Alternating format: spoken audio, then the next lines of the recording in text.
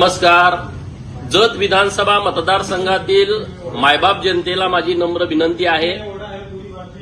जत विधानसभा मतदारसंघामध्ये 65 गावासाठी जो आपला पाण्याचा प्रश्न आहे, हा प्रश्न कायमस्वरूपी मिटवण्याच्या दृष्टिकोनातून राज्याचे लोकप्रिय मुख्यमंत्री देवाभाऊंच्या नेतृत्वात आणि जलसंपदा खात्याचे मंत्री माननीय राधाकृष्ण विखे पाटील साहेब यांच्या सहकार्यानं मोठ्या प्रमाणात कामं सुरू आहेत. जत विस्तारित मैशाळ योजनेचं काम युद्ध पातळीवरती सुरू आहे.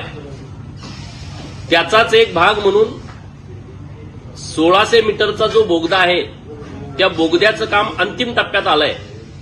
रविवारी दिनांक 1 मार्चला सकाळी 9 वाजता बोगद्याचं जे ठिकाण बेडक गावाच्या हद्दीमध्ये आहे, या ठिकाणी शेवटचं ब्लास्ट करण्यासाठी माननीय मंत्री राधाकृष्ण विखे पाटील साहेब आणि जलसंपदा खात्याचे सर्व वरिष्ठ अधिकारी बेडगला येणार आहेत.